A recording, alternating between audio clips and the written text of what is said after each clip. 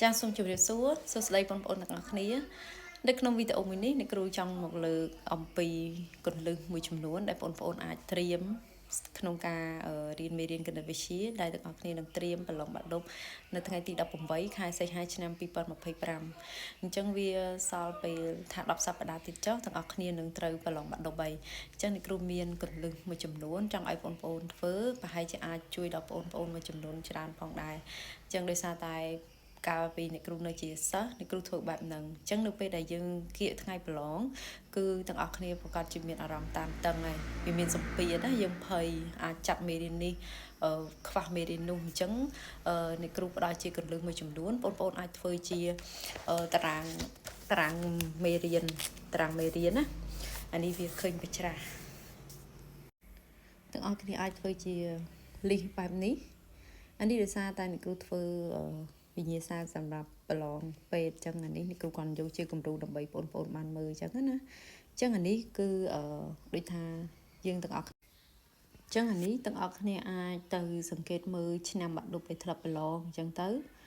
ឧបមាថានេះដោយសារអ្នកគ្រូធ្វើវិញ្ញាសាពេទ្យអញ្ចឹងអ្នកគ្រូដាក់ឆ្នាំ2011ថាតើវាចេញអីគេខ្លះ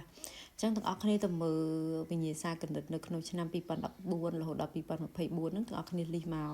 ថាតើវាចេញអីគេខ្លះវាចេញមេរៀន limit derivative ភាពជាប់អនុគមប៉ារ៉ាបូលឬក៏ ellipse អញ្ចឹងទាំងអស់គ្នាលីសមកបន្ទាប់មកទាំងអស់គ្នាអាចឆ្លោះប្រចាំមកខ្លួនឯងវិញថាតើមេរៀន limit នេះទាំងអស់គ្នាអាចធ្វើលំហាត់វិញ្ញាសាបានលើ 50% ដែរទេអញ្ចឹងយើងទៅយកវិញ្ញាសាចាស់ពី2014រហូតដល់2024ហ្នឹងយកមកធ្វើ limit តើ limit ហ្នឹងទាំងអស់គ្នាធ្វើលើ 50% អត់អញ្ចឹងបើលើ 50% ទាំងអស់គ្នា tick អញ្ចឹងទៅអញ្ចឹងដោយភាពជាប់អញ្ចឹងទាំងអស់គ្នាអាចធ្វើលើ 50% ទាំងអស់គ្នា tick អញ្ចឹងទៅតែបើយើងធ្វើអត់បាន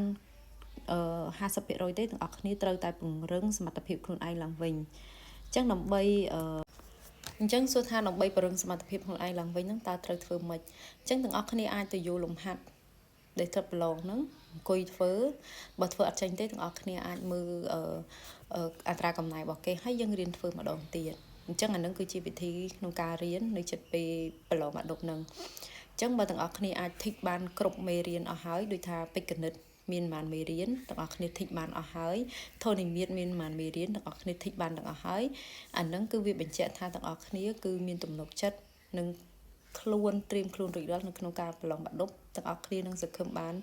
លទ្ធផលជោគជ័យអញ្ចឹងសង្ឃឹមថា